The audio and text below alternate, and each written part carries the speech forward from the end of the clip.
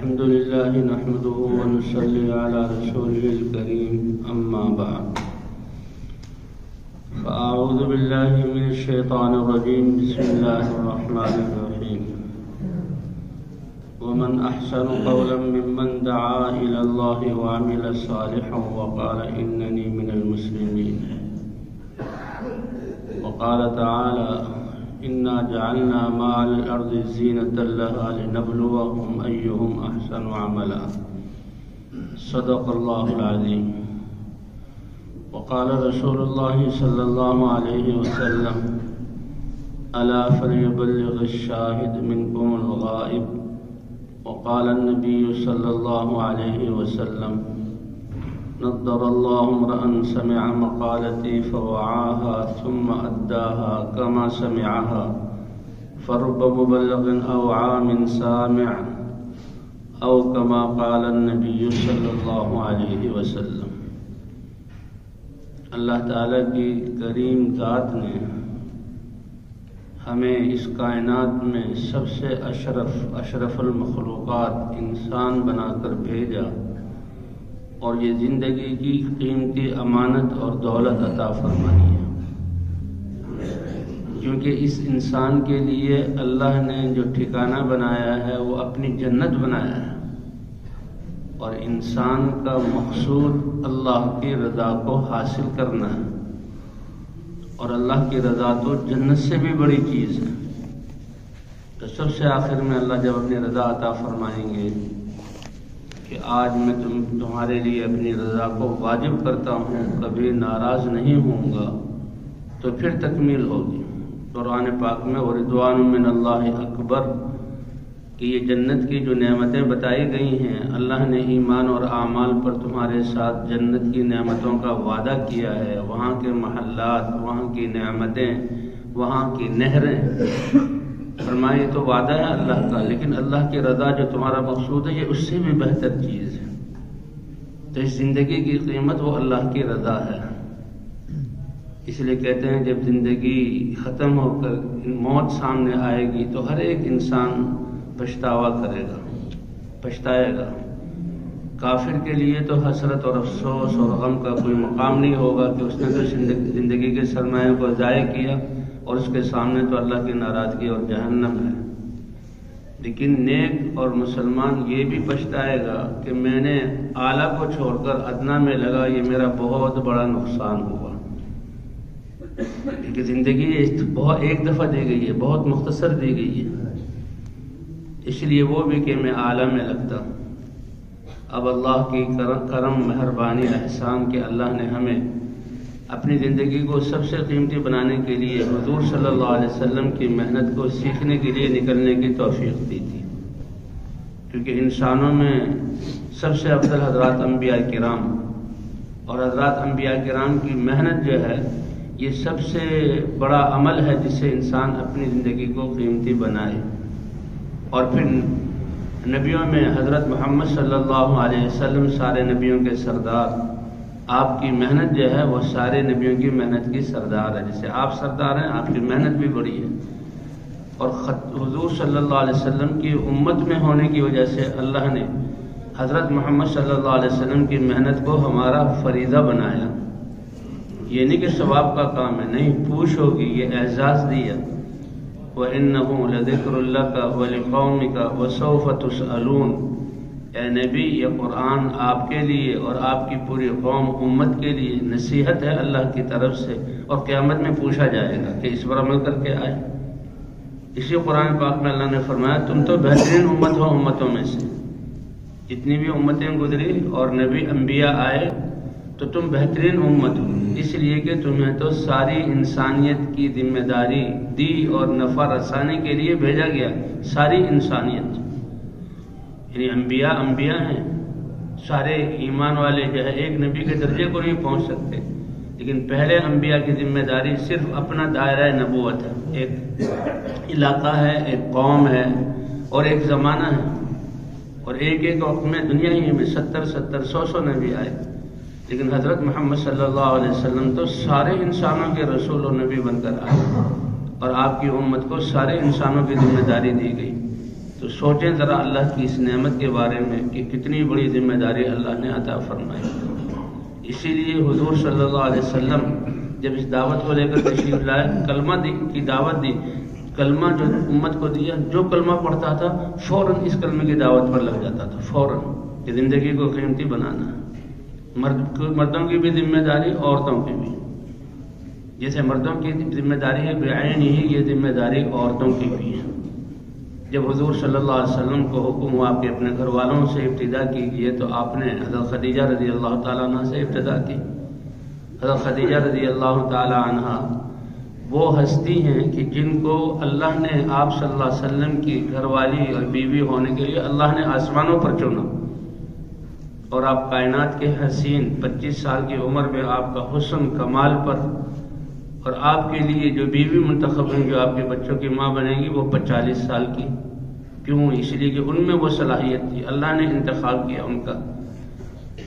اور جب حضرت خدیجہ رضی اللہ تعالیٰ عنہ سے پہلے تو آپ کی بہت فقر و فاقے والی زندگی تھی، لیکن حضرت خدیجہ تو بہت بڑی مالدار تاجرہ تھی، مکے سے شام تجارت کا عام جہاں سامان آنا جانا بکنا نفع، تو حضور صلی اللہ، اور پھر یہ ایسی وفادار بیوی کہ سب کچھ ایسی عظیم ہستی کے لیے، تو آپ کے گھر میں نعمتوں کی جو ہے کیا کہتے ہیں وافر مقدار موجود تھی۔ لیکن جب دعوت کا حکم ملا تو حضور صلی اللہ علیہ وسلم نے حضرت خدیجہ رضی اللہ تعالیٰ عنہ سے، اے خدیجہ اب لات اور عزیٰ کا صراحتاً انکار کرو، براءت ظاہر کرو، اور لا الہ الا اللہ کی گواہی دو۔ کیا باکمال عورت تھی! فرمایا کہ فوراً حضرت خدیجہ رضی اللہ تعالیٰ عنہ نے عرض کیا، اے اللہ کے رسول آپ اتنے بڑے امر اور ذمہ داری کی ابتدا مجھ سے کر رہے ہیں، تو میری سعادت یہ ہے کہ فوراً اس دعوت کو میں قبول کرتی ہوں۔ اور فوراً اس دعوت کو قبول کرتے ہی فکر بدل گئی۔ اب جو تجارت کو دیتے تھے وہ بند، اور اب ساری فکر اللہ کے دین کو زندہ کرنے میں۔ اس لیے آتا ہے سب سے پہلے جو حضور کو تسلی دی، سب سے پہلے حضور صلی اللہ علیہ وسلم کی خیرخواہی کی، سب سے پہلے حضور کی ہمت کو بڑھایا، اور سب سے پہلے اپنا مال جو لگایا وہ حضرت خدیجہ رضی اللہ تعالیٰ عنہ۔ دین کی جو مدد شروع کی وہ کس طرح کہ فوراً دعوت شروع کی، اور پھر اتنا دعوت میں لگی کہ جب تجارت کی فکر بند ہو گئی تو نفع آنا بھی کم ہو گیا۔ ہوتے ہوتے علماء فرماتے ہیں ایک وقت ایسا آیا کہ حضور کے اس گھر میں بھی فاقہ آ گیا۔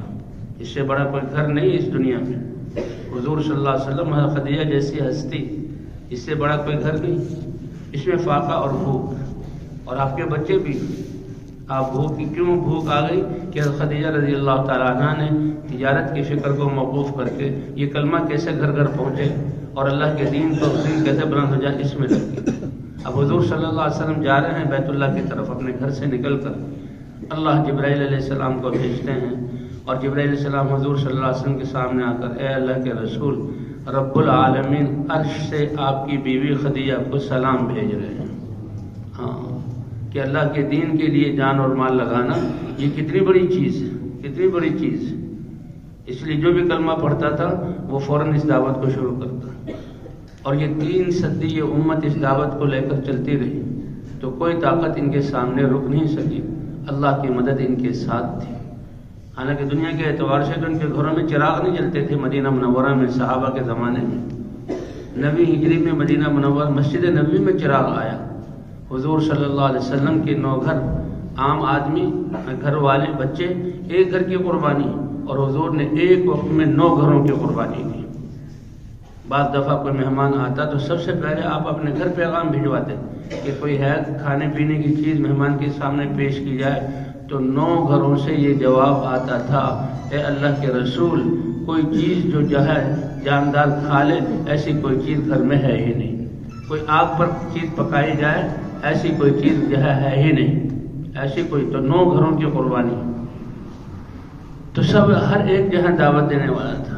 تو یہ صحابہ کرام رضوان اللہ علیہم اجمعین یہاں سے جو ہے دعوت کا کام چلا، اور 2/3 دنیا میں اللہ تعالیٰ نے اس کو پہنچایا۔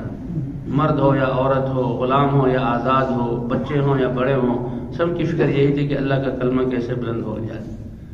اب ایک امت پھر جب انتظامات میں مشغول ہوئی، اور سب سے پہلا نقصان کہ غیروں تک اس دعوت کو لے کر جانا موقوف ہوا، ایک دم نہیں چھوڑا، کمی آئی تو امت کا انحطاط شروع ہوا، اور آج اس حال میں پہنچ گئے کہ امت ہوتے ہوئے جیسے حضور نے فرمایا تھا وَسَيَعُودُ كَمَا بَدَأَ، کہ جیسے یہ اجنبی اور اوپرا شروع ہوا تھا ایسے ہی اپنوں ہی میں اجنبی اور اوپرا ہو جائے گا۔ لیکن اللہ تعالیٰ نے اپنے فضل اور کرم سے رحم فرمایا، امت کو عالمی سطح پر پھر اس محنت پر کھڑا کیا کہ یہ امت پر حضرت الیاس صاحب رحمۃ اللہ نے یہی فرمایا کہ ہم مسلمان مرد اور عورت سب پوری دنیا کی ذمہ داری اپنے اوپر سمجھیں، کیونکہ ہم خیر امت ہیں اور حضرت محمد صلی اللہ علیہ وسلم کی امت میں ہیں، وہ ذمہ داری ہماری ہے۔ عالمی سطح پر اس کام کو اللہ نے ہمیں عطا فرمایا، اسی لیے حضور صلی اللہ علیہ وسلم نے فرمایا انا حظکم من النبیین، اے میری امت تم فخر کرو اپنے نصیبے پر کہ پہلے تمہارے آنے سے پہلے بھی پہلی کتابوں میں جو آسمانوں میں اللہ نے آسمانی علم دیا اور کتابیں دی اس میں بھی تمہارا تذکرہ آیا، اور جو خود تمہاری کتاب ہے قرآن پاک اس میں بھی تمہیں خیر امت قرار دیا گیا، اور قیامت میں بھی تم سے نبیوں کے لیے گواہی لی جائے گی۔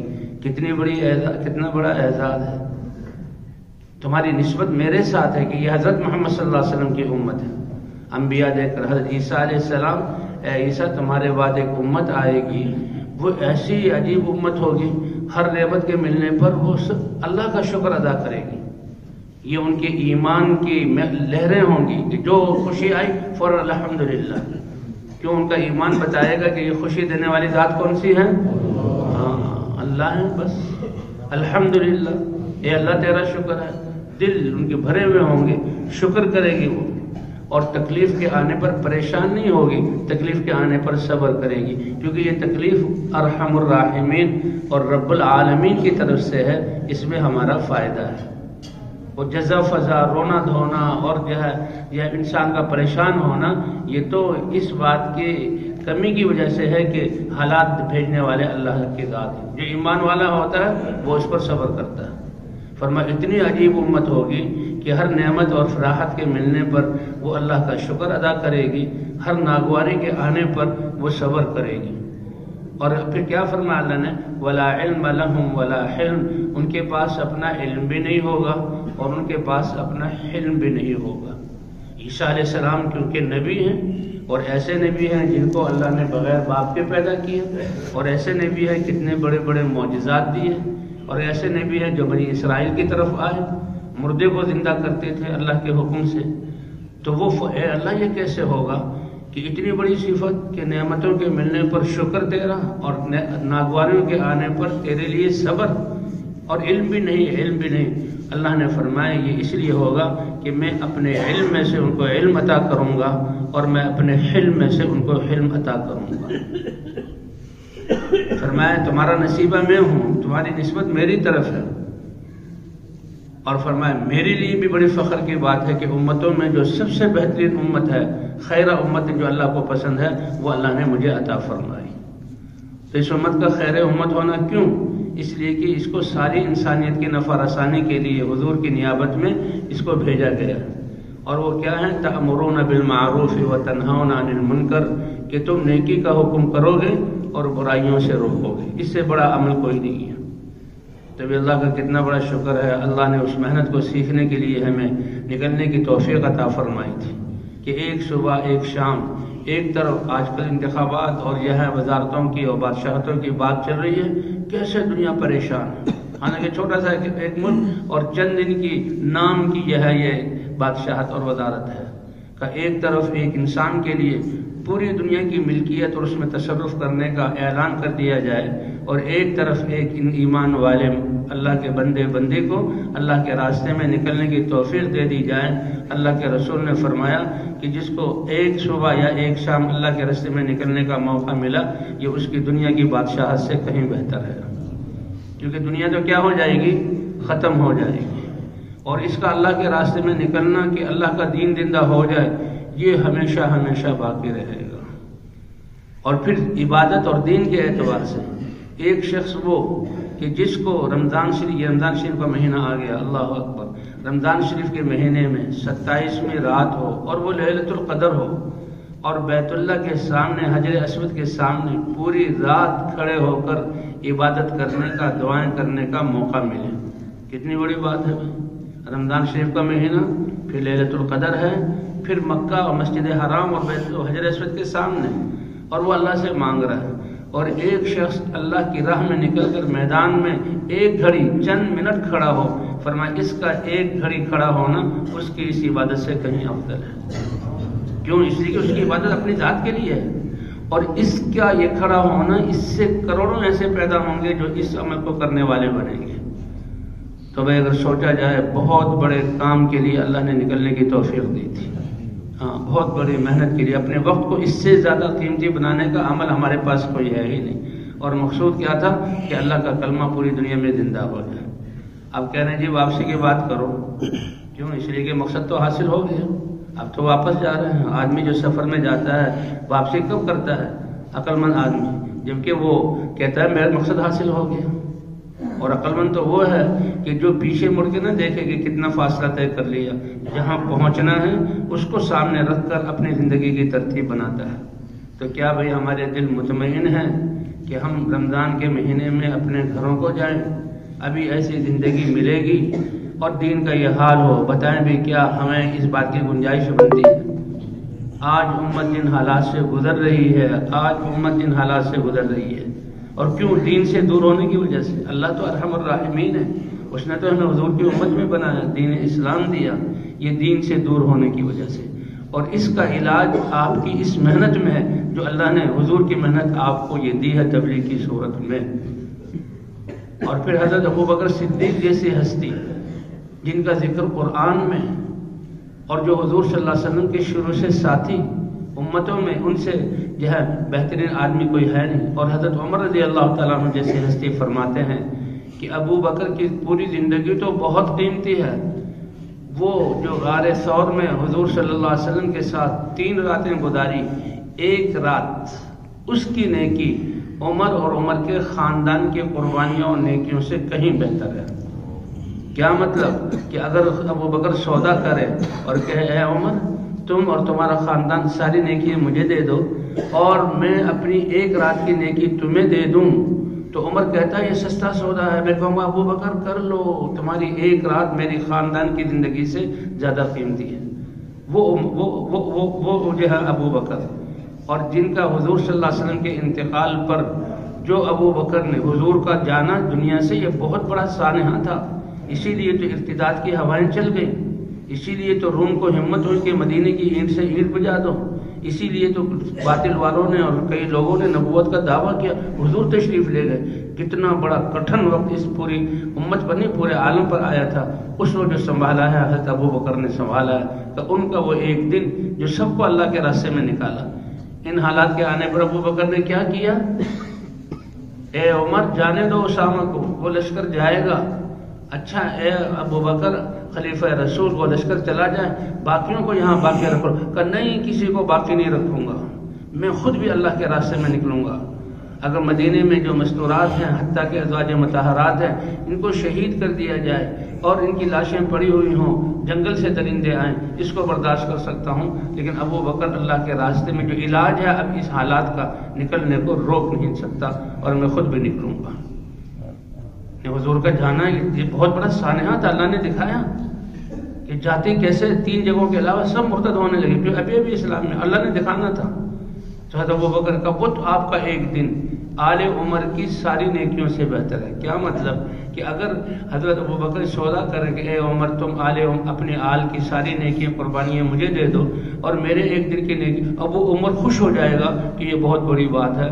وہ ابو بکر کہہ رہا ہے کہ میری زندگی اس دین کے لیے، کیا دین میں ذرہ برابر کمی آ جائے اور ابو بکر زندہ رہے؟ ایسا ہو نہیں سکتا۔ یا اللہ کے دین میں آئی ہوئی کمی پوری ہو جائے گی یا ابو بکر کی جان چلی جائے گی۔ تو بھائی یہ محنت تو اتنی زیادہ قیمتی ہے، اور یہ اللہ نے ہمیں دن، تو پھر رمضان شریف کا مہینہ، لیکن بھائی یہ ہمارا واپس جانا کوئی دنیا کے لیے نہیں ہے، بلکہ ہمارا واپس جانا اس محنت والا بن کر ہے۔ کیا خیال ہے بھائی؟ سب کی نیت اور ارادہ ہے انشاءاللہ؟ اس سے زیادہ کوئی بڑا عمل نہیں۔ جیسے میں نے کہا کہ ہر ایک پچھتا ہے، اب یہ زندگی جا رہی ہے، یہ آخری وقت اس کے سامنے آ گیا، وہ پچھتائے گا کہ پچھلی زندگی میں نے اعلیٰ کو چھوڑ کر ادنیٰ میں کیوں لگا، اس کا نقصان مجھے ہوگا۔ تو بہرحال ہم سب حضور صلی اللہ علیہ وسلم کی محنت والے ہیں اور حضور صلی اللہ علیہ وسلم کی محنت ہی کے لیے جا رہے ہیں. اب زندگی کا مول ہمارا اسی کے مطابق، اللہ کی نظر اسی کے مطابق، اللہ کی طرف سے تربیت اور معاملہ اسی کے مطابق ہوگا کہ یہ گھر کس کا ہے، یہ حضور کی محنت والے کا ہے، کہ یہ مرد بھی اپنے محلوں میں، عورتیں اپنے گھروں میں حضور کی محنت کو کر رہے ہیں. تو یہ ایک تشکیل ہے ہمارے علاقے کی طرف، جیسے تشکیل اور جگہوں پہ ہوتی تھی، ابھی ہمارے علاقوں کی طرف ہم نے حضور کی محنت کو کرنا. ٹھیک ہے دوسری ضروریات ہے، ان میں بھی کچھ نہ کچھ لگ جائیں گے، لیکن اصل مقصد قیمت کی، کسی چیز کی قیمت اس کے مقصد کے تحت ہوتی ہے. تو ہماری زندگی کا مقصد اللہ کے کلمے کو دنیا میں زندہ کرنا. تو بھائی نیت کرتے ہیں انشاءاللہ، اور اللہ یہی چاہتے ہیں اے بندے سچی نیت کر لو تو میں اپنے معاملے کو بدل دوں گا. تمہاری نیت پر ہے دار و مدار کہ حضور جب ہجرت کر رہے ہیں اور آپ کے ساتھ مکے والوں کو چھوڑو، مکہ جس میں حضور پیدا ہوئے 53 سال گزرے، جس میں بیت اللہ ہے، جس میں مسجد حرام ہے، لیکن کافروں نے ستایا. اللہ کے امر پر چھوڑو اور جاؤ مدینہ، اور دیکھو اس مدینہ جاتے ہوئے نیت صرف اللہ اور اللہ کے رسول کی رضا اور دین کو زندہ کرنا ہو. بس تم میں سے بھی اگر کوئی اس لیے جائے گا کہ وہاں کاروبار چل جائے گا اور یہاں نہیں چلا، اور اس لیے جائے گا کہ وہاں رشتہ ہونا ہے، شادی ہوگی، یہ نیت کر لے گا، تو اس کی ہجرت وہ پھر وہ دنیا والے کی ہجرت والا ہوگا، بیوی کی ہجرت والا ہوگا. اللہ کے لیے ہجرت وہی ہے جو اللہ کے لیے ہی ہجرت کرے. تو بھائی نیت کر لی نا سب نے انشاءاللہ. اور جیسے عرض کیا جا رہا ہے کہ مرد اور عورت اس نیت اور ذمہ داری میں برابر ہیں، سب برابر ہیں. باقی ذمہ داریاں الگ الگ ہیں. ہمارے ذمہ باہر کی ہے کہ ہر مسلمان کو کیسے مردوں عورتوں نے ہر فرد کو دعوت دینے والا بنانا ہے، اور علم کی فضائیں عام کرنے، تعلیم و تعلم والا بنانا ہے، ذکر اور عبادت والا بنانا ہے، اور خدمت والا بنانا ہے. تو ہمارے ساتھیوں کے لیے تو مسجد اس کا جو ہے اصل ہے، اور وہاں پر ان اعمال کو زندہ کرنا، روزانہ کی سوچ و بچار ہو، سارے عالم کو سامنے رکھ کر اور تقاضوں کا سوچنا ہو. اب تو الحمدللہ رائے سے عالمی تقاضے جو ہماری مسجدوں میں آتے ہیں، ایک ایک مسجد تک پہنچتے ہیں. اپنے محلے والوں کو اس پر کیسے تیار کریں. لوگ جو ہیں محلے والے، ان کی سطح ماشاءاللہ ایک بہت پرانا دعوت دینے والا ہے، ایک درمیانہ ہے، ایک ذرا سست ہے، اس کو آگے بڑھانا، اور جو بازاروں میں ان کو مسجد والا بنانا. تو اس کے لیے بھی روزانہ کا مشورہ بھی ہے، اور تقاضوں کو سوچ کر جو ہے اس کے لیے وقت فارغ کر کے روزانہ دعوت دینا بھی ہے. اور اسی طرح تعلیم ہے مسجد کی اور گھر کی، اور 2 گشت ہیں اپنے، اور اسی طرح سے روزہ ہے. یہ ہم میں سے ہر ایک کی ضرورت ہے. یہ نہیں کہ مسجد کا عمل ہے، قیامت میں تو مجھ سے پوچھو گے کہ میں نے کیا کیا، میں نے کیا کیا. تو ہم میں سے ہر ساتھی جو ہے ان کا اہتمام کرنے کی کوشش کریں گے انشاءاللہ لوگوں کے رخوں کو. اور بھائی یہ رمضان شریف کا مہینہ تو ہے ہی اللہ کی طرف سے رحمتوں کا، مغفرت کا، اور پچھلے معاملات کو صاف کرنے کا. ہماری زندگی میں سب سے بڑا سانحہ کہ حضور کی محنت اور انسانیت کو جس محنت کی ضرورت ہے اس سے غافل ہو کر جو ہم نے زندگی گزاری، سب سے بڑا سانحہ ہمارا یہ ہے کہ اللہ اس کو بھی معاف فرما دیں گے. لیکن کب؟ جبکہ آئندہ عزم ہو اے اللہ ہم یہ پھر یہ کمی کہ نہیں کریں گے. کیوں بھائی بات سمجھ میں آ رہی ہے؟ انشاءاللہ اس کا ارادہ کرتے ہیں نا. رمضان شریف کا مہینہ بھی، اور عورتوں کی بھی ذمہ داری ہے ان کے گھر کے اعتبار سے. اب جب ہم دعوت سمجھ گئے کہ ہم تو دعوت والے ہیں، حضور کی محنت والے ہیں، ہمارا مقصد تو یہ ہے، تو سب سے پہلے تو یہ ہے کہ ہمارے مجلسوں میں، گھروں میں الحمدللہ اجتماعی زندگی ہے. ہر غمی خوشی پر اور جو ہے ملاقاتیں ہوتی ہیں، ہر مجلس میں دعوت ہونی چاہیے. مجلسوں میں دنیا کی بات ہوتی ہے، چیزوں کی باتیں ہوتی ہیں، طاقتوں کی باتیں ہوتی ہیں. تو اب یہ اللہ کے راستے سے واپس جانے والی اس کے زندگی رخوں کو پھیر دے. جب بھی مخلوق کو بات ہو تو اللہ کی عظمت کو بیان کیا جائے، دنیا سے ہونے کو بتلایا جائے، تو اعمال میں کامیابی کو بتلایا جائے. دنیا کی زیب و زینت اور گھر کے ساز و سامان کے تذکرے ہوں تو آخرت کی نعمتوں کے تذکرے کریں. ہماری دعوت کی بنیاد مخلوق سے خالق اور مالوں سے، نقشوں سے اعمال، اور دنیا سے آخرت. تو عورت یہ اور مستورات اس بات کا ذمہ لے لیں اور اس دعوت شروع کریں. ماشاءاللہ یہاں غمی خوشی میں ملنا جلنا ہوتا رہتا ہے، اور ایسے بھی آنا جانا، حال احوال پوچھنا، تو ہر مجلس میں دعوت. اب ایک گھروں جیسے مسجد میں مشورہ فکر ہے، تو گھر کی عورتوں کو بھی فکر یہ ہو کہ اللہ کا دین دنیا میں کیسے زندہ ہو جائے. اس لیے گھر میں مشورہ ہونا چاہیے. اور کیا تقاضے چل رہے ہیں مسجد میں، وہ جو ہے مردوں کے ذریعے مستورات، اور جو وہ تقاضے سامنے آئیں سب سے پہلے اس کے لیے دعا، اور دوسرے نمبر پر اس کے لیے محنت اور دعوت اور تیسرے نمبر پر وہ تقاضے ہمارے گھر سے کیسے پورے ہو سکتے ہیں. تو کہتے ہیں جس گھر کا مشورہ مضبوط ہوگا اس کا دعوت والا کام مضبوط ہوگا. جس مسجد کا مشورہ مضبوط اور آداب کے ساتھ ہوگا وہ یہ مشورے پر بنیاد ہے تو اس مسجد کا کام مضبوط ہوگا. اور جس مرکز والے مسجد کے مشورے کے ساتھ مربوط ہوں گے، مشورہ مضبوط ہوگا تو ان کی دعوت والا کام یہ مضبوط ہوگا. اور دوسرے بھائی کیونکہ ہم حضور صلی اللہ علیہ وسلم کے رہنے والے ہیں، تعلیم ہے، گھر کی تعلیم ہے. گھر کی تعلیم میں کیا ہے کہ جب اللہ کے راستے میں نکلے تھے تو تجوید اور حدیث کا پڑھنا اور 6 نمبروں کا مذاکرہ. لیکن گھر میں جو تعلیم ہو گھر کی، اس میں کہتے ہیں کہ حدیث کا سننا سنانا، یہ فضائل جو اللہ کے وعدے ہیں ان کا سننا سنانا اہتمام کے ساتھ روزانہ، اور گاہے بگاہے 6 نمبروں کا مذاکرہ. اور 6 نمبروں کے مذاکرے سے کیا مطلب کہ ہر فرد کا ہر عمل 6 صفات کے ساتھ ہو اور ان 6 نمبروں کے ذریعے وہ 6 نمبروں کا داعی ہو. کیونکہ سب سے پہلی صفت یقین اور ایمان کی ہے، تو حضور اللہ کی ذات پر یقین اور حضور کی سنت کے بغیر بھائی ایمان کے بغیر عمل ہے ہی نہیں. جتنا بڑا یقین ہوگا اتنا ہی عمل کی قیمت ہوگی، اور جتنا حضور صلی اللہ علیہ وسلم کے طریقے پر ہوگا وہ عمل برکت والا ہوگا. تو ہماری دعوت دینا، ہمارا تعلیم کرنا، ہماری نمازیں پڑھنا، ہمارا جو ہے وہ خدمت کرنا سب ایمان کی بنیاد پر ہو. اور دوسرے جو ہے فضائل کے شوق کے ساتھ، اور فضائل کی تعلیم اسی لیے ہے کہ اللہ سے اجر لینا ہے. ہاں، اللہ سے اجر لینا. حدیث میں لا اجر لمن لا حسبۃ له، اے میرے بندے مجھ سے امید ہی نہیں ہے، بس تم تو غافل ہو کر کوئی کام کر رہے ہو عادت کے طور پر. تو پھر اللہ سے اجر لینا ہے تو اللہ تو دلوں کو جانتے ہیں. فرمایا اس لیے فضائل کی تعلیم روزانہ ہماری ضرورت ہے کہ نماز کے شوق میں ہم جائیں. جی ہاں، ذکر کر رہے ہیں تو ذکر کے فضائل کے شوق میں ہم کریں، اور اسی طرح ہر عمل اللہ کی طرف سے اترے ہوئے علم کے ساتھ ہو. اس لیے سیکھنے علماء سے جہاں رابطہ قائم کر کے اللہ کے احکام کے مطابق. اور پھر اپنے عمل کی حفاظت کے لیے ہمیں اخلاق کا درست کرنا بھی ضروری ہے. اور پھر اخلاص سے عمل میں قیمت آئے گی. یہ فرمایا کہ اب بعد والے لوگ یعنی ہم میں سے کوئی ایک بہت پہاڑ کے برابر سونا خرچ کریں اخلاص سے، لیکن صحابہ کرام کی ایک مٹھی بھر جو یا ایک مٹھی بھر کھجور صدقہ کرنے کے ثواب کو پہنچ نہیں سکتے، کیونکہ ان کا اخلاص اتنا بڑا تھا. تو قیمت کے میں جو وزن ہوگا اخلاص کے بقدر ہوگا. اور بھئی اعمال کو مجاہدے کے ساتھ کرنا. تو 6 نمبروں کا گاہے بگاہے مذاکرہ اس لیے ہے، ایک تو 6 نمبروں کی دعوت بھی دینا ہے، اور ایک ہمارے سارے اعمال ان 6 صفات کے ساتھ منتسب ہو جائے. اس کے لیے دعوت دینا بھی ہے، دعا کرنا بھی ہے، اور کوشش کرنا بھی ہے. گھر کی تعلیم میں تجوید نہیں ہے. تجوید کے لیے ایک الگ جو ہے نظام ہو کہ سیکھنے سکھانے کا، تاکہ تجوید اللہ کے راستے میں نکل کر تو تجوید تھی اجتماعی، لیکن گھر میں تجوید کا نظام الگ ہو. سیکھنے سکھانے کا قرآن پاک ٹھیک ہوگی تو قرآن پاک کی تلاوت اور نماز ٹھیک ہوگی، اور نماز ٹھیک ہوگی تو اس کی جو ہے ہماری ساری زندگی ٹھیک ہو جائے گی. تو روزانے کی فکر بھی ہے، اور یہ کہ بھئی سارے عالم میں دین کیسے زندہ ہو جائے، امت سے محنت کر کیسے کھڑی ہو جائے. اور پھر ہر مجلس میں دعوت دینا بھی ہے، اور پھر تعلیم بھی ہے، سیکھنے سکھانے کا عمل بھی ہے. حضرت عائشہ رضی اللہ تعالیٰ عنہ فرماتی ہیں کہ حضور صلی اللہ علیہ وسلم جبکہ ان کے حجرے چھوٹے چھوٹے تھے، حکم فرمایا کرتے تھے کہ ہر گھر میں نماز کی جگہ الگ ہونی چاہیے. نماز کی جگہ مسجد نہیں، مسجد تو باہر ہے، وہاں تو جماعت ہوتی ہے، مرد آتے ہیں، لیکن گھر میں بھی تو آدمی نماز پڑھتا ہے بھائی. لیکن نماز کی کوئی جگہ نہ ہو تو پھر کبھی کہیں کبھی کہیں کبھی کہیں. لیکن نماز کی ایک جگہ متعین ہو جائے تو آسانی ہو جائے گی کہ نہیں. اللہ کے رسول فرماتے تھے کہ نماز کی ایک جگہ متعین ہو، اس کو پاک رکھو کہ جب آدمی چاہے تو فوراً نماز پڑھ لے.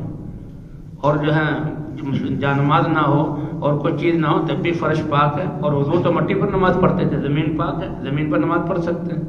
تو بہرحال ایک جگہ جو ہے اس کو پاک رکھو اور اس کو خوشبودار رکھو. اب ماشاءاللہ ہمارے گھر تو بڑے بڑے ہیں، کوئی کمرہ ہی ہو جائے بھئی یہ نماز کے لیے ہے، یہ اعمال کے لیے کمرہ ہے، اور چیزوں کے لیے بھی کھانے کا کمرہ، سونے کا کمرہ. تو ہماری تو ضرورت جو ہے عبادات کا کمرہ، مشورے کا کمرہ. تو ایک جگہ ہو جائے ہر اپنے گھر کے اعتبار سے، پاک صاف بھی ہو، چٹائیاں بچھی ہوئی ہوں، نماز قرآن پاک رکھے ہوئے ہوں، تسبیح اس میں ہو، اور فضائل اعمال ہو. تاکہ اس طرح ہر عورت وہ فارغ وقت میں اللہ سے دعا کرنا چاہے، نفل پڑھنا چاہے تو فوراً وہاں بیٹھ کر جو ہے وہ دعا میں لگ سکتی ہے، قرآن پاک کی تلاوت کر سکتی ہے، تسبیح کر سکتی ہے، نفل پڑھ سکتی ہے۔ تو ایک تو یہ ہے، اور پھر اس کے ساتھ ساتھ بھائی 5 نمازوں کا اہتمام، ساتھی جو ہیں یہ تو نمازیں با جماعت اور تکبیر اولیٰ کے ساتھ پڑھیں، کہ وہ تو ایک آخری درجہ ہے کہ اللہ کے منادی نے اذان دے دی اور کہا حی علی الصلاۃ حی علی الفلاح، اے تاجروں تمہاری اب کامیابی تجارت میں نہیں، اے ذمہ داروں تمہاری کامیابی ذمہ داری میں نہیں، اے دفتر والوں تمہاری کامیابی دفتر میں نہیں، اور تمہارے گھر والوں گھروں میں کامیابی نہیں، کامیابی نماز میں ہے، اور آ جاؤ نماز، کہ یہ آخری ہے، اللہ کی طرف سے منادی آ گئی پھر بھی انسان نہ ہلے۔ بہت بہترین ہے وہ لوگ جو اذان سے پہلے جو ہم اللہ کے گھر میں موجود ہوتے ہیں اور مسجد میں ہوتے ہوئے اذان کا جواب دیں۔ الحمدللہ بہت سارے افریقہ کے ایسے ممالک ہیں، ہماری جماعتیں جاتی ہیں کہ جی تہجد میں آدھی رات کو مسجد بھر جاتی ہے۔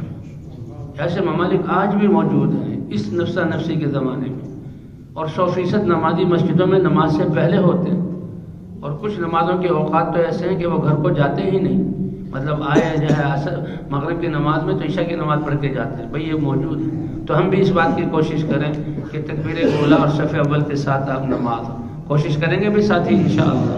ہاں اللہ کی کامیابی اس میں ہے، اللہ نے رزق کا وعدہ بھی دیا، دنیا آخرت کی کامیابی کا وعدہ بھی کیا، اور اللہ نے جو ہے زندگی کو پاکیزہ بنانے کا ارادہ بھی کیا، وہ وعدہ بھی کیا، وَأْمُرْ أَهْلَكَ بِالصَّلَاةِ وَاسْتَبِرْ عَلَيْهَا لَا نَسْأَلُكَ رِزْقًا نَحْنُ نَرْزُقُكَ، اپنے گھر والوں کو نماز کا حکم کرتے ہی رہیے اور خود بھی اس کی پابندی کیجیے۔ کیا روزی کمانا، ہم یہ نہیں کہتے کہ روزی تم خود کماؤ، بلکہ روزی دینے والی ذات کون سی ہے؟ اللہ کی ہے۔ تو مستورات بھی گھر میں اس کا اہتمام کریں، مستورات کے لیے جماعت تو نہیں ہے لیکن اذان کا ہونا یہ علامت ہے کہ بھی وقت داخل ہو گیا ہے نماز کی تیاری، تو گھر میں بھی یہ مستورات اب ایسا کریں، اذان سنتے ہی سارے کام موقوف کر دیں، جھاڑو دے رہی ہیں، مشین چلا رہی ہیں، فوراً بند، کپڑے دھو رہی ہیں، فوراً رک گئی، اب وضو کر کے مسجد میں نماز کی طرف جانا ہے۔ اسی طرح بچے کو دودھ پلا رہی ہیں وہ بھی موقوف، باورچی خانے میں چولہا جل رہا ہے اس کو بھی بند کر دیں، جو کام تو ان کو بھی ایسے ہی ثواب ملے گا جیسے ہمارے مردوں کو اس امت کے اپنے کاروبار چھوڑ کر مسجد کی طرف ابھی آئیں گی اور نماز پڑھ لیں گی، سب مستورات پہلے اذان ہوتے ہیں نماز، اس کے لیے ہمارے لیے اعمال بھی آسان ہو جائیں گے۔ سارے گھر کے مستورات فجر کی نماز کے بعد، فجر کی نماز میں آگے جماعت تو نہیں کریں گی، اپنی اپنی نماز پڑھ لی، تو بھی اگر ایمان یقین کی بات ہے تو اس وقت کر سکتے ہیں، اور کوئی عمل ہے وہ کر سکتے ہیں۔ ظہر کی نماز کے بعد کوئی تعلیم کا یا کوئی عمل ہو سکتا ہے جیسے آپ چاہیں، کارگزاری کسی نماز کے ساتھ ہو سکتی ہے، تعلیم کسی نماز کے ساتھ، تو بھئی سارے اعمال قابو آ سکتے ہیں کہ نہیں آ سکتے؟ اس کی ہم کوشش کریں، یہ زندگی کا سرمایہ اللہ نے دیا اسی لیے یہ گزر رہا۔ اور وہی 5 نمازوں کے ساتھ ساتھ ایک تہجد کی نماز، یہ بہت اہم اور بڑی زبردست نماز ہے، اس کا ہمیں اہتمام کیا جائے۔ یہ 5 نمازیں تو لیلۃ المعراج میں جب حضور آسمانوں پر تشریف لے گئے اس وقت فرض ہوئی، شروع ہی میں جب ایمان کا کلمہ ملا تو تہجد کی نماز فرض تھی، یا ایھا المزمل قم اللیل الا قلیلا نصفہ او انقص منہ قلیلا، حضور بھی تہجد پڑھتے تھے، اور حکم کیا تھا جب اتنی بڑی ذمہ داری ملی ہے تو اس کے لیے ساری رات اب اللہ کے سامنے کھڑے ہو، سارے دن لوگوں میں پھرو، اپنے آپ کو تھکاؤ، ان کی کڑوی کسیلی سہو، تھک جاؤ، پسینہ پسینہ ہو جاؤ، لیکن رات آرام کرو نہیں، رات کھڑے رہیے، تھوڑا سا آرام کر لیجیے۔ تو صحابہ بھی حضور کے ساتھ کھڑے ہوتے تھے، اور فرمایا تھوڑا سے آرام کا حکم ہے، گھڑیاں نہیں تھی اور ٹائموں کا انضباط نہیں تھا، تو بعض دفعہ ساری رات جو ہے کھڑے ہو کر گزرتی تھی کہ کہیں ہم زیادہ سو نہ جائے، اس لیے ٹانگوں پر ورم آ جاتا تھا۔ پھر اللہ نے 5 نمازیں فرض کر دی۔ تو تہجد کی نماز بہت، اللہ کے رسول نے کہا تہجد کی نماز میں تو میری امت کے لیے اتنے فضائل ہیں کہ میرا دل چاہتا ہے میں فرض کروا لوں تاکہ کوئی فرد جو ہے اس سے محروم نہ ہو جائے، لیکن وہ غفلت کا وقت ہے، کہیں ایسا نہ ہو کہ وہ فوت ہو جائے تو فرض چھوڑنے کا گناہ، اس ڈر سے میں نے فرض نہیں کروائی۔ ابھی انبیاء پر تو تہجد کی نماز فرض تھی، تو جب ہماری ذمہ داری ہے کہ اللہ تعالیٰ ہمیں سارے انسانوں میں ہدایت کا ذریعہ بنا لے، تو کیا خیال ہے فرض کا اہتمام اور تہجد کا اہتمام کرنا چاہیے کہ نہیں چاہیے؟ اس کے لیے بھائی حکم ہے کہ عشاء کی نماز کے بعد قصہ گوئی مت کرو، عشاء کی نماز کا وقت ہوا جلدی سو جاؤ، ٹھیک ہے صحابہ کے تذکرے اور ذکر کرتے ہوئے ہم سو جائیں اور سو کر پھر جو ہے اول وقت میں اٹھ جائیں. ابھی بھی راتوں کا ماشاءاللہ کافی حصہ ہے، اب تو رمضان ہے. جی ہاں، کہ جلدی سو جائیں گے پھر جلدی اٹھیں گے. تہجد کی نماز پڑھنا، تو تہجد کی نماز اور پھر دعا کرنا، تہجد میں لمبی لمبی رکعتیں پڑھنا اور ٹھہر ٹھہر کر قرأت کرنا تاکہ ہماری نماز درست ہو جائے. جس کی نماز درست ہو گئی اس کی ساری زندگی کا استعمال، اعضاء کا استعمال ٹھیک ہو گیا. اور خدا نخواستہ نماز میں کمی رہی تو ہماری دینداری میں بھی کمی رہے گی. اس لیے بھائی تہجد کی نماز میں لمبی لمبی رکعتیں پڑھی جائیں، پھر دعا مانگی جائے. اور آج کل جو حالات ہیں، اور رمضان شریف کا مہینہ تو ہے ہی تلاوت اور دعا کا، تلاوت اور دعا کا اور جو ہے نمازوں کا.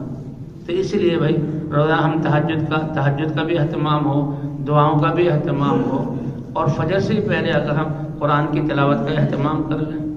اب رمضان شریف میں تو جو ہے وہ حفاظ تو ماشاءاللہ دن رات قرآن کو پڑھتے ہیں، پھر تراویح میں سناتے ہیں. تو عام دنوں میں کم از کم 3 پارے ہو جائیں، یا کم از کم 1 پارہ تو روزانہ ہو، اور اس کے لیے بہترین وقت جو ہے تہجد کا ہے. حاجی صاحب فرماتے تھے، مولانا اعجاز صاحب رحمۃ اللہ نے فرمایا کہ اللہ کے قرب کے حاصل کرنے کا سب سے بہترین جو ہے عمل وہ قرآن کو ہاتھ میں لے کر دیکھ کر پڑھنا ہے. کہ قرآن ہاتھوں میں ہے، آنکھوں سے قرآن کے نقوش کو دیکھ رہے ہیں، اور زبان سے اللہ کے کلام کو دہرا رہے ہیں. اگر کسی کو تکلیف نہ ہو تو اتنی اونچی آواز سے کہ اپنے کانوں کو سنائی دے کہ اللہ کا کلام کیا ہے. اور بھائی اس سے پہلے ذکر بھی ہم پورا کر لیں. تو اس طرح تہجد کی نماز، اور اسی طرح جو ہے 5 نمازیں اور تہجد کی نماز کے ساتھ ایک بہت بڑا اللہ نے ہمیں وسیلہ دیا ہے، صلاۃ الحاجہ. صلاۃ الحاجہ کہ جب یقین بن جائے اور نمازیں بن جائیں تو ساری دنیا کے ہتھیار ان سے وہ نہیں ہوگا جو مسلمان ایک سجدہ کر کے اللہ کی قدرت سے کروا سکتا ہے. فرمایا جب ہمارے یقین بن جائیں گے، اللہ کی ذات پر جو کمال کو پہنچیں گے، تو دنیا والوں کے سارے دنیا والے جو ہتھیار لے کر آ جائیں تو مسلمان کو وہ کھلونے معلوم ہوں گے، بچوں کے کھلونے، کیونکہ ان سے وہ ہوگا جو اللہ چاہیں گے، اور وہ نہیں ہوگا کہ جن کے ہاتھوں میں یہ ہتھیار ہے. تو اس لیے جو ہے یقین کا بھی بنانا اور نمازوں کا بھی بنانا. تو صلاۃ الحاجہ اللہ نے بہت بڑا عمل دیا. صلاۃ الحاجہ بہت بڑا، جب بھی کوئی پریشانی ہو یہ 2 رکعت نماز پڑھی اور اللہ سے مانگ لیے، بس ہر دعا قبول ہوتی ہے. فرما آخرت کے بارے میں جو مانگو گے وہ تو فوراً اللہ جہاں قبول کر لیں گے. دنیا کے بارے میں جو مانگو گے تو اللہ فرماتے میں مصلحت کو دیکھوں گا کہ فائدہ کس میں ہے، فائدے والی چیز ہوگی تو دے دیں گے، ورنہ اللہ تعالیٰ اس کے بدلے میں بڑی بلاؤں کو دور کریں گے یا اس سے بہتر چیز عطا کر دیں گے. اس لیے یہ نہیں کہنا چاہیے کہ میری دعا قبول نہیں ہوئی. اور وہ اللہ کا بندہ اور اللہ کی بندی جس کو اے اللہ اے اللہ اے اللہ میری یہ حاجت پوری فرما پسند ہے، تو اس کی دعاؤں کو اللہ اپنے پاس جمع کرتے رہتے ہیں. اس کی دعاؤں کو اللہ تعالیٰ کیا کرتے ہیں؟ اپنے پاس جمع کرتے ہیں. اور قیامت میں سامنے بلا کر حدیثوں میں آتا ہے، اے میرے بندے بندی، دعا کا حکم دیا تھا کہ جی، اور وہ قبولیت کا وعدہ کیا تھا کہ جی ہاں، اور تم نے دعائیں مانگی تھی کہ جی ہاں، کیا ہوا کہ اس کا اثر نظر نہیں آیا. فرمایا تمہارے منہ سے ہونٹوں سے نکلے ہوئے کوئی بول ایسا نہیں جو میں نے قبول نہ کیا ہو، لیکن قبول آج کے دن کے لیے فلاں دعا کے بدلے میں جنت کا یہ مقام، اور فلاں دعا کے بدلے میں جنت کا یہ محل، فلاں دعا کے بدلے میں جنت کی یہ نعمت. تو تمنا کرے گا کاش میری ایک دعا بھی دنیا میں قبول نہ ہوتی اور یہاں آخرت میں یہ نعمتیں مجھے مل جاتی. اس لیے بھی دعاؤں کا جو ہے بہت اہتمام کرنا ہے. صلاۃ الحاجہ کا اہتمام، جب بھی کوئی پریشانی، اللہ کے رسول صلی اللہ علیہ وسلم کلما حزبہ امر فزع الی الصلاۃ، جب بھی کوئی پریشانی پیش آتی فوراً نماز کی طرف آپ صلی اللہ علیہ وسلم دوڑتے تھے. اس لیے 5 نمازیں ہیں، اور صلاۃ الحاجہ وہ جو تہجد کی نماز ہے اور صلاۃ الحاجہ ہے، اس کا اہتمام کیا جائے. اور بھائی گھر کی گھریلو زندگی کو ہم اپنے اللہ کے احکام اور حضرت محمد صلی اللہ علیہ وسلم کے طریقے کے مطابق کرنے کی کوشش کریں. اس کے لیے ہم دیکھیں صبح سے شام، شام سے صبح ہمارے کتنے جو ہیں کام ہیں جو اللہ کے حکم کے مطابق اور حضرت محمد صلی اللہ علیہ وسلم کی سنت کے مطابق ہے. جب بھی کوئی امر پیش آئے، یہ مستورات بھی اپنے محرموں کے ذریعے سے، بچہ پیدا ہوا ہے، اس کی خوشی، عقیقہ، ختنہ، اس میں اللہ کا حکم کیا ہے یہ اپنے محرم کو بھیجے گی علماء کے پاس اور وہ عالم سے پوچھے گا، تو اس کا یہ چلنا اس پر یہ مصداق ہے اور وہی فضیلت ہوگی کہ جو دین سیکھنے کے لیے کوئی راستہ اختیار کرے گا اللہ اس کے لیے جنت کا راستہ آسان کر دیں گے۔ اور علم سیکھنے والوں کے لیے تو جہاں فرشتے پر بچھاتے ہیں اور جہاں سمندر کی مچھلیاں اس کے لیے دعائیں کرتی ہیں۔ تو اس طرح جو ہے، اور پھر جب بھی کوئی نیا کام شروع کرے تو اس میں بھی شادی ہے یا کوئی غمی ہے یا خوشی ہے، یہ سب کا سب اللہ کے حکم کے مطابق ہو اور حضرت محمد صلی اللہ علیہ وسلم کی سنت کے مطابق ہو۔ 24 گھنٹے کی زندگی ہم کوشش کریں کہ ہماری زندگی اللہ کے حکم اور حضرت محمد صلی اللہ علیہ وسلم کے طریقے کے مطابق ہو جائے۔ حضرت مولانا الیاس صاحب رحمۃ اللہ علیہ یا مولانا صاحب رحمۃ اللہ نے فرمایا، یہ جو ہمارے اعمال ہیں یہ تو ہماری اس محنت کے الف با تا سا ہیں، یہ مقصود نہیں ہے، یہ تو ابھی الف با تا سے پہنچنا ہے صحابہ کرام کی زندگی پر، کہ ہمارے بازاروں میں تجارت، ہمارے کھیتوں میں زراعت کا معاملہ، کارخانوں کی صنعت اور ہماری عدالتوں کا معاملہ، دفتروں کا معاملہ اور ہماری غمی خوشی یہ اللہ کے حکم اور حضرت محمد صلی اللہ علیہ وسلم کے طریقے کے مطابق ہو جائے۔ کیوں بھائی کوشش کریں گے اس کی، اور یہ مستورات گھریلو زندگی یہ جو ہے اللہ کے حکم اور حضرت محمد صلی اللہ علیہ وسلم کے طریقے کے مطابق ہے۔ اور بچوں کی دینی تربیت، یہ بچے یہ بہت بڑی ذمہ داری ہے۔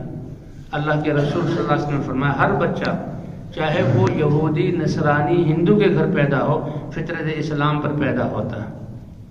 اس کے ماں باپ اس کی جو ہے فطرت کو بگاڑ دیتے ہیں، تو بھئی کتنا خوش قسمت ہے وہ بچہ جو ایمان والے ماں باپ کی گود میں، ایمان والے گھر میں پیدا ہوا۔ تو بھئی اس کی ایسی یقین اور اس کی جو ہے زندگی کے اعتبار سے ایسی تربیت کہ اللہ کو پسند آ جائے، اور اس میں سب سے زیادہ کردار ماں کا ہے۔ اس لیے کہ جب مسلمان بچہ پیدا ہوتا ہے تو فوراً بھائی نہلا دھلا کر کپڑے پہنا کر سب سے پہلے اذان کہلواتے ہیں۔ تو کیا وہ اذان کے کلمات کو سمجھتا ہے؟ اور یہ اذان کیا ہے؟ سارے نبیوں کی وہ دعوت جس سے ان کی قوموں کو ہدایت ملی، حق زندہ ہوا، باطل ختم ہوا، اس دعوت کا خلاصہ اس بچے کو سنایا جا رہا ہے مسلمان اس کے ماں باپ کے ایمان والا ہونے کی وجہ سے۔ ایک کان میں اذان دیتے ہیں اور دوسرے کان میں کیا کرتے ہیں؟ اقامت کے دل تک یہ آواز پہنچ جائے، اب اس کی زندگی اسی کی بنیاد پر، اللہ کی بڑائی کی بنیاد پر یہ زندگی گزارے، اور ہم خوش قسمت کے حضور صلی اللہ علیہ وسلم کی سیرت اور رسالت کے مطابق زندگی گزارے، اور یہ اللہ کی عبادت والا ہو، اس پر یہ زندگی گزارے، تبھی اذان کہی جاتی ہے۔ اور کہتے ہیں نیک مائیں، یہ تو جب ان کو احساس ہوتا ہے کہ اللہ کی نعمت ملنے والی ہے، یہ اسی وقت سے باوضو اور تقوی والی زندگی اور اپنی زبانوں کو اللہ کے ذکر سے آباد رکھنا یہ کوشش کرتی ہیں کہ اس کا اثر پڑتا ہے بچے پر، اس کا اثر پڑتا ہے بچے پر۔ اب ماں باوضو رہے گی، بسم اللہ کے ساتھ دودھ پلائے گی، بچہ جب بھی پیشاب پاخانے میں سنے گا اس کو صاف کر کے سلائے گی تو دائیں کروڑ سلائے گی۔ ابھی بچہ کچھ نہیں کر رہا، لیکن اور لباس جو پہنائے گی وہ سنت لباس پہنائے گی۔ بھائی اس کا بھی خیال کرنا ہے تو مسلمان، اور بچوں کو لباس ہم غیروں کا پہنائیں تو یہ ہماری ایمان کی کمزوری ہے، اور بچے کی تربیت پر اس کا اثر پڑتا ہے۔ تو اسی وقت سے، اور بچہ جب احساسات کی عمر میں آئے، بولنا شروع کرے، تو یہ پہلا سبق ہوگا ماں کا، کہ اگر سیدھی جو ہے بنیاد ہے تو دیوار سیدھی ہوگی۔ اس کی زندگی کی عمارت کہ بچے نے جب پہلی دفعہ کہا اماں بھوک یا اماں بیماری یا پیاس، تو اب ماں یہ بتائیں کہ بھوک بھی اللہ کی طرف سے ہے اور کھانا دینے والی ذات کون سی ہے؟ ہاں بیٹا، تم جو کھانا مانگ رہے ہو یہ کھانا بھی اللہ دیں گے، اور اس کھانے کے ذریعے بھوک بھی دور کون کریں گے؟ یہ پہلا سبق ہوگا ماں کا۔ بیٹا جو تم پیاس کا کہہ رہے ہو اور پانی مانگ رہے ہو، پیاس بھی اللہ کی طرف سے، اور پانی دینے والے بھی اللہ، اور پانی سے پیاس دور کرنے والے بھی کون ہیں؟ اللہ ہیں۔ یہ تم درد کہہ رہے ہو، سر میں درد ہو رہا ہے، دانت میں درد ہو رہا ہے، تو بیماری بھیجنے والے بھی اللہ اور بیماری کو دور کرنے والے بھی اللہ۔ اور کہتے ہیں بچے کی زبان پر اللہ سب سے آسانی سے آ جاتا ہے۔ حدیثوں میں تو لا الہ الا اللہ کا آتا ہے، لیکن واقعہ یہ ہے کہ اگر اللہ اللہ اس کے سامنے کہا جاتا رہے تو بچے کا پہلا لفظ اللہ ہوگا۔ اور یہ اللہ کے لفظ کی کتنی بڑی طاقت ہے کہ دنیا سارے نافرمان بن جائے اور ایک فرد وہ اللہ اللہ کہے تو اس کی زبان سے اس اللہ ایمان کی حالت میں اللہ کہنے کی وجہ سے اللہ تعالیٰ ساتوں آسمان اور جو ہے فرشتے اور سارے نظام کو باقی رکھیں گے اس کے ایک اللہ کہنے کی وجہ سے. سمجھ رہے بھائی اللہ کی طاقت. اور جس دن اس کی روح نکل گئی اللہ تعالیٰ ساری بساط کو لپیٹ دیں گے، ختم کر دیں گے. تو لا الہ الا اللہ، اللہ بچے کی تربیت. اور اس بچے کو گھریلو، جسے بچہ اردو عربی گھر میں پیدا ہونے والا بچہ عربی سیکھ جاتا ہے، اس کو سکھانی نہیں پڑتی. اردو زبان ماحول میں پیدا ہونے والا بچہ اردو سیکھ جاتا ہے، پنجاب کے ماحول میں پیدا ہونے والا بچہ پنجابی سیکھ جاتا ہے. تو تقوی والے گھر میں بچہ تقوی والا بنتا ہے. بچے اس کو بیٹا جو ہے دائیں ہاتھ میں جو ہے جوتا پہنو، دائیں ہاتھ سے کھاؤ، بیٹا ایسے بیٹھو، اور پھر دعائیں سکھا دیں. جی ہاں، بسم اللہ سکھاؤ، کھانے کے بعد یہ دعا پڑھو، بستر پر لیٹنے کی سونے کی یہ دعا ہے، اور اٹھنے کی یہ دعا ہے. گھر میں داخل ہو تو بیٹا یہ دعا پڑھو. یہ چھوٹے بچے یہ دعائیں جلدی سیکھ جاتے ہیں. ایک عربی محاورہ ہے کہ بچپن میں سکھانا ایسا ہے جسے پتھر پر نقش کر کے لکھنا. بڑے بڑے قلعے دیکھے، ان کے کھنڈرات دیکھے، لکھائی ان پر آج تک محفوظ ہے، ہزاروں سال پہلے بنے ہوئے. تو یہ بچپن میں جو دعائیں ہم نے یاد کرا دیں گے، اور یہ دعائیں وہ ہیں جو حضرت محمد صلی اللہ علیہ وسلم کے زبان مبارک سے نکلی ہوئی ہیں. ہاں، اور اس میں اللہ سے مانگنا بھی ہے. تو اس کے لیے کوئی تکلف کی ضرورت نہیں ہوگی. کھانے پینے کے آداب، سونے کے آداب، پہننے کے آداب، مسجد میں جانے کے آداب، اور یہ دعائیں یہ مائیں سکھائیں. اب 7 سال کی عمر میں ہو تو نماز کا حکم کیا جائے، اور 10 سال تک اس کی نماز صحیح ہو چکی ہو. یہ ضروری ہے. یہ نہیں کہ جب بچے پر نماز فرض ہوگی اس وقت نماز، تو پہلے نماز کیسی ہوگی بھائی؟ اللہ کے دربار میں جو اس نوجوان کی نماز پیش ہو تو ایسی پیش ہو اللہ قبول کر لے، اور ثواب ملے گا اس عورت کو جس نے اس کو نماز سکھائی. اور بھائی اس کے لیے اگر قصہ اللہ نے ذکر کیا حضرت ہاجر علیہ السلام کا، کہ حضرت ابراہیم علیہ السلام نے ان کی کیسی تربیت کی. یہ تربیت مردوں کے ذمہ کہ اپنی گھر والوں کی تربیت کیسی کی. اتنا بڑا حکم، اے ہاجر تم جوان ہوتے ہوئے اور تمہارا دودھ پیتا بچہ اللہ کے امر پر آبادیوں سے سینکڑوں میل دور ایسی وادی میں جو پہاڑوں میں گھری ہوئی، اور کوئی درخت اور کوئی پانی نہیں، کوئی انسان نہیں، کوئی گھر نہیں، وہاں تم نے رہنا ہے. تو ایسی تربیت کی تھی. جب ان کو پتہ لگا کہ یہ رہنا اللہ کے امر کی وجہ سے ہے، کہنے لگے پھر آپ اطمینان سے چلے جائیے. آپ بھی اطمینان سے جائیے، میں بھی اطمینان سے رہتی ہوں، کیونکہ اللہ کے امر پر ٹھہرنا ہے تو اللہ ضائع نہیں ہونے دیں گے. تو وہ اس لیے کہتے ہیں کہ جیسے دنیا کے نظام دونوں نسلیں اور دونوں طرف سے چل رہی ہیں، تو دین کا نظام بھی دونوں پر موقوف ہے.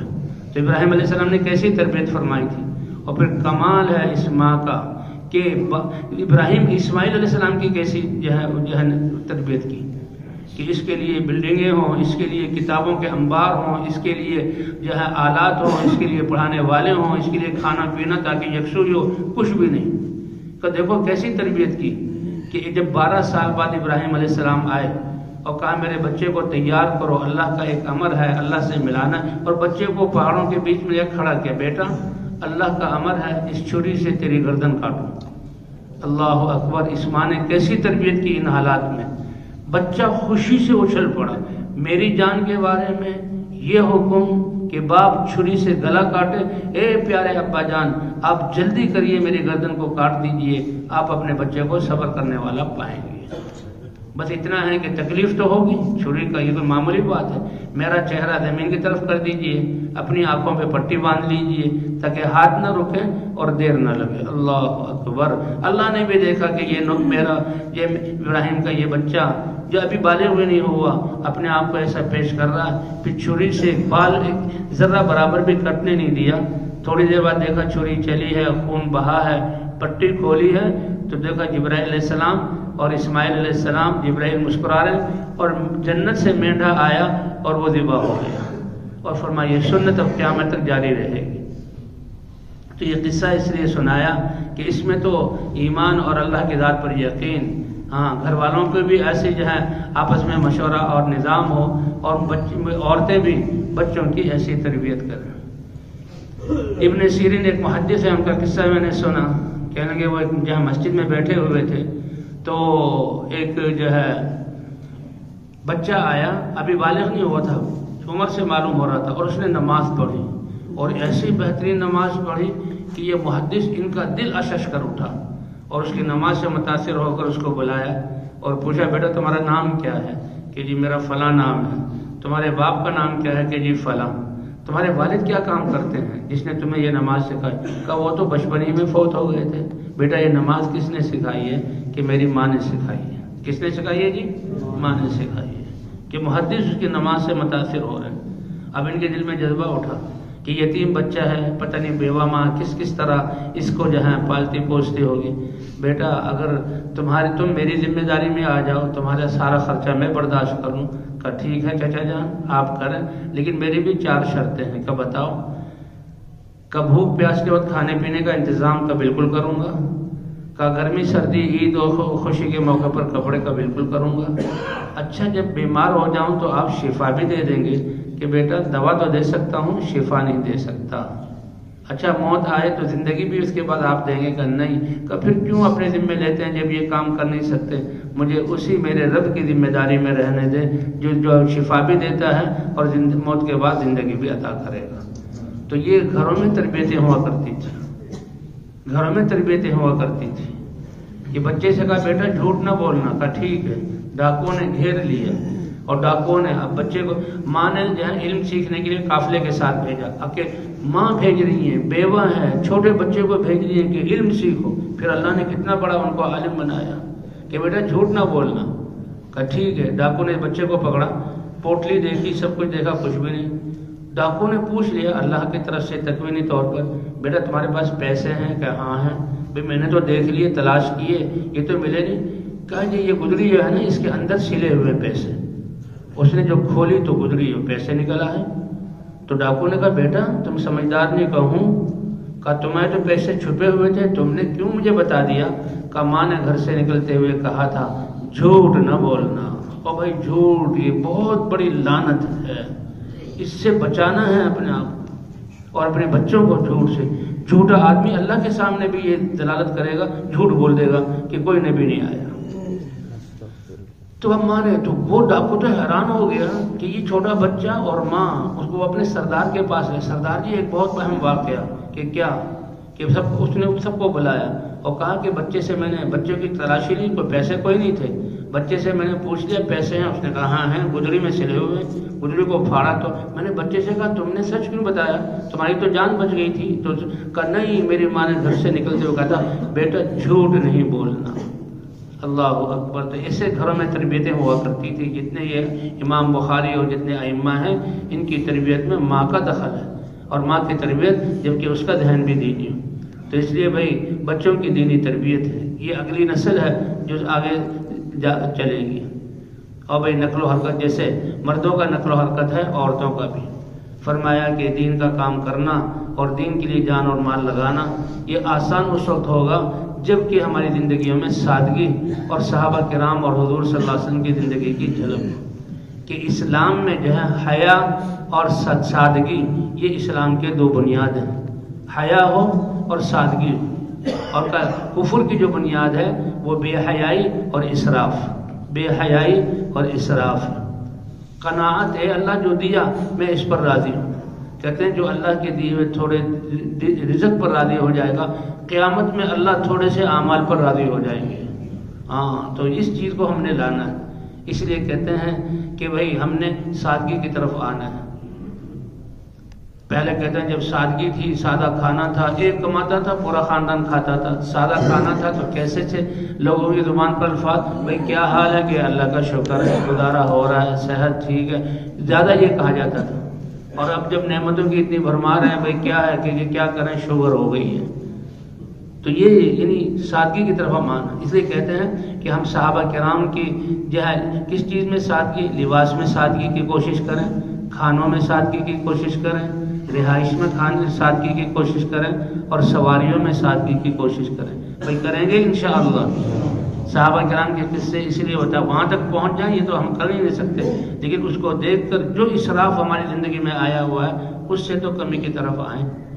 حضرت عمر رضی اللہ تعالیٰ عنہ امیر المومنین ہیں اور جن کی فوجوں نے روم اور فارس کی سلطنتوں کو توڑا اور ان کے ہزاروں سال کے خزانے مدینے میں آئے اور وہ بیواؤں اور یتیموں تک پہنچے۔ کہ جن لوگوں نے جان دی ہے ان کے گھروں میں ان کی بیویاں بیوہ ہیں، ان کے بچے یتیم، وہاں پہنچا دو۔ حضرت عائشہ رضی اللہ تعالیٰ عنہ کے پاس گونی کہتے ہیں بوری کو، 2 بوری سونے کی اشرفی کی بھری ہوئی، 80,000 اشرفیاں، اور روزے سے تھی، دوپہر تک ساری غربا مساکین میں تقسیم کر دی، اپنے لیے 1 اشرفی بھی نہیں رکھی، 1 اشرفی بھی نہیں رکھی۔ تو بہرحال ایسی ان کی زندگی۔ تو حضرت عمر رضی اللہ تعالیٰ جن کے زمانے میں یہ فتوحات، یہ ملنے گئے وہاں شام میں، اور اس وقت شام کا ملک 4 ملکوں کا مجموعہ، اور یہ روم کا ایک حصہ تھا، اور یہاں باغات، نہریں، پھل اور کپڑے، یہ نعمتیں بہت زیادہ تھیں۔ اس وقت لبنان، فلسطین، اردن اور شام، یہ چاروں ایک ملک تھے، اور اس کے گورنر ہیں حضرت ابو عبیدہ۔ حضرت عمر رضی اللہ تعالیٰ عنہ ملنے کے لیے گئے، اور جب ان کے گھر پہنچے تو رات کا وقت تھا، کہتے ہیں دروازہ نہیں تھا اور نہ پردہ تھا گھر پر، اور اندر داخل ہوئے تو کوئی دیا بھی نہیں جل رہا تھا۔ او ابو عبیدہ، کہ ہاں یہ تو امیر المومنین ہیں، آپ مدینے سے آئیے تشریف لائیے، اور بٹھا دیا اپنی چٹائی پر یا کسی کھاٹ پر، بیٹھیے، کیسے آنا ہوا؟ کب بس ملنے کے لیے آیا تھا۔ حضور کے زمانے کی باتیں شروع ہو گئی، اے امیر المومنین تم تو سفر سے آئے ہو، لا محالہ بھوک لگی ہوگی۔ کہا ہاں بھوک لگی ہوئی ہے۔ کہا ٹھیک ہے، میں آپ کے لیے کھانے کا انتظام کرتا ہوں۔ اب آج کا گورنر اور جو ہے پورے اپنے بادشاہ سے کہے، وزیر اعظم سے کہے کہ آپ کا انتظام، تو ہم کیا کچھ کریں گے؟ اور یہ کتنے بڑے بادشاہ، 2/3 دنیا کا سربراہ، اور جو ہے ملک شام کا یہ گورنر، تو ان کا کیا تھا کہ ان کے کھانے کا نظام یہ تھا کہ ایک پڑوسن عورت تھی، وہ ان کے لیے کچھ روٹیاں بنا دیتی، وہ روٹیوں کو آلے میں رکھ دیتے، ہفتے کے لیے روٹی کو آلے میں رکھ دیتے، اگر نرم ہے تو کھا لیتے پانی کے ساتھ، اگر نرم نہیں ہے تو توڑ کر پانی میں بھگو دیتے اور نمک اس پر چھڑک کر اس کو کھاتے تھے۔ یہ تھا کھانا۔ تو اللہ نے دنیا کے خزانے ان کے قدموں میں ڈالے ہوئے تھے۔ اللہ اکبر، ایسے خزانے نہیں ڈالے کہ ان کی اپنی زندگی کیسی سادہ ہے۔ تو کہنے لگے اے عمر تمہیں بھوک لگی ہے؟ کہ جی ہاں۔ اچھا میں بھی انتظام کرتا ہوں۔ ایسے ٹٹول کر اسی آلے سے وہ ٹکڑے لیے اور وہ بھگو دیے، اور کہا تمہارے لیے کھانا تیار ہو رہا ہے، ہم دونوں اکٹھے کھائیں گے، اور بات کرو اللہ کے رسول کے زمانے کی، کیا ہوتا تھا، حضور نے کیا فرمایا۔ پھر باتیں کرنے لگے، تھوڑی دیر گزری اور یہ اندازہ ہوا کہ ٹکڑے جو ہیں نرم ہو گئے ہوں گے۔ تو اے امیر المومنین میں لاتا ہوں کھانا، آپ نے تھوڑا سا مزیدار کر لوں، اور نمک چھڑکا دونوں نے کھایا۔ تو بھائی اس تک تو ہم پہنچ بھی نہیں سکتے، تصور بھی نہیں، لیکن جو ہمارے دسترخوان پر ہے، اور یہ جو ہے کیوں بھائی اس میں ہم ساتھی لا سکتے ہیں کہ نہیں لا سکتے؟ ہاں، حضرت عمر تو اپنے بیٹے کے گھر میں روٹی توڑ کر کھانے لگے، اس میں دیکھا گھی بھی ہے، گوشت بھی، ہاتھ رک گیا، یہ نہیں کھاؤں گا۔ ابا جان کیوں نہیں کھا رہے؟ میں نے زیادہ پیسے نہیں لگائے، گوشت سستا مل گیا تھا، چکنائی ملی وہ ڈال لی۔ کہا بیٹا میں نے حضور اور حضرت ابوبکر کو دیکھا ہے، ان کے ساتھ میں حشر میں اٹھنا چاہتا ہوں، تو میں اس سالن برتن سے نہیں کھا سکتا جس میں 2 سالن ہیں۔ بس اسی سے اندازہ لگا دیجیے کہ جو کھانا سادہ ہوگا تو صحتیں بھی اچھی ہوں گی، تو کھانے میں بھی سادگی ہو۔ کوشش کریں ہم آہستہ آہستہ، کیوں بھائی کوشش کریں گے انشاءاللہ۔ حضرت عائشہ رضی اللہ تعالیٰ فرماتی ہیں کہ ایک میرا جوڑا تھا، مدینہ منورہ کے 120 گھروں کی جو ہے بچیاں، ان کی رخصتی ہوئی، خامنوں کے گھر گئی میرے اس جوڑے میں کہ اماں جان بیٹی کی رخصتی ہے دے دیں، میں 2 راتوں کے لیے 1 رات کے لیے دے دیتی تھی۔ وہ کہتے ہیں گھر جو ہیں، اللہ اکبر، حضور صلی اللہ علیہ وسلم کسی جو بادشاہ کے زمانے میں جب مسجد نبوی میں توسیع ہوئی، غالباً ولید کے زمانے میں، اور حضور کے 9 گھر گرائے گئے، تو سب سے زیادہ مسلمان اس دن روئے کہ حضور کے گھر گرائے جا رہے ہیں۔ غالباً امام مالک کہ کاش ایک گھر کو باقی رکھا جاتا تاکہ دنیا دیکھتی کہ اللہ کے رسول جو کائنات کے سردار تھے، انہوں نے کتنے چھوٹے گھروں میں گزارا کیا۔ تو وہ کہتے ہیں کہ جب ہم سادگی کی طرف آئیں گے تو کتنا وقت اور کتنا مال ہمارا بچے گا، اور اس وقت اور مال کو ہم کس کے لیے لگائیں گے بھائی؟ دین کے زندہ کرنے کے لیے، دین کے زندہ کرنے کے لیے۔ تو اسی طرح یہ ایمان والے مرد اور عورتیں یہ تو ایک دوسرے کا تعاون کرنے والی ہیں، ایک دوسرے کی مدد کرنے والی ہیں دین کی محنت کرنے میں۔ جی ہاں، تو اس لیے جو ہے ہم بھی جو ہے اپنے مقام پر یہ شب جمعہ میں جانا، اور منگل کا مشورہ یا اگر ہفتہ واری مشورہ ہے اس میں حاضر ہونا، تقاضوں کو لینا، اور اسی طرح آنے والی جماعتوں کی نصرت کرنا۔ اور ہمارے گھر بھی ایسے بنے ہوئے ہوں کہ مستورات کی جماعتیں آئیں تو ان کو لینے کا اور ان جماعتوں کے اترنے کا اس کا انتظام تو بھی کوشش کریں گے انشاءاللہ۔ اور بھائی یہ رمضان شریف کا مہینہ ہے، یہ تو اللہ سے مسائل حل کرنے کا مہینہ ہے۔ یہ کہتے ہیں نا ہلاک ہو جو وہ شخص جس نے رمضان کو پایا اور اس کی مغفرت نہ ہوئی۔ تو اسی طرح ہم امت کے اعتبار سے جو ہماری ذمہ داری سب سے بہترین اور اللہ کی رحمتوں کا وقت رمضان ملا ہے، اس رمضان کو اس محنت کے ساتھ خاص تعلق ہے۔ قرآن اترا ہے جس میں اس محنت کا ذکر ہے، وہ رمضان، شہر رمضان الذی انزل فیہ القرآن۔ اور اگر غزوہ بدر ہوئے جس میں اللہ نے حق کو غلبہ دیا، وہ رمضان کے مہینے میں ہوئی، حتیٰ کہ اس رمضان میں حضور کا اعتکاف بھی چھوٹا، ورنہ ہر رمضان میں آپ اعتکاف کیا کرتے تھے۔ اور فتح مکہ جیسی دولت اس امت کو ملی ہے رمضان شریف کے مہینے میں، اس رمضان میں بھی حضور اعتکاف نہ کر سکے۔ تو اس رمضان اور رمضان سے پہلے حضور صلی اللہ علیہ وسلم تیار ہو جایا کرتے تھے، پوری زندگی جو ہے قربانی اور محنت والی ہے تو فرمایا، لیکن اس میں تو اور کمر بستہ ہو جاتے ہیں، قرآن پاک کی تلاوت۔ اور بھائی اللہ تعالیٰ نے ہمیں یہ رمضان کا روزہ دیا، اس میں یہ ہے کہ بھائی بھوک اور پیاس، یہ کس لیے؟ تاکہ ایک تو ہم آخرت کی بھوک اور پیاس، اس سے اللہ ہمیں اس روزہ کے ذریعے بچا لے کہ روزہ تو ڈھال ہے، اور دوسری بات، اہم بات ہمارے اس معاشرے میں کہ بھوک اور پیاس سے وہ ہمارے معاشرے میں رہنے والے جو کب سے بچے بھوکے بلبلا رہے ہیں اور پیاسے بلبلا رہے ہیں، ان کا احساس ہو کر ہم ان کا بھی خیال کرنے والے بن جائیں۔ ہاں، یہ احساس کہ پتہ لگے بھوک کیا ہے۔ اب تو اللہ کی اتنی نعمتیں ہیں، ہم تو پیاس لگنے نہیں دیتے، ابھی پیاس لگنے رہی کہ شربتوں پہ شربت، اور پھر جو ہے پسینوں پہ پسینے، اور بھوک ہم لگنے ہی نہیں دیتے۔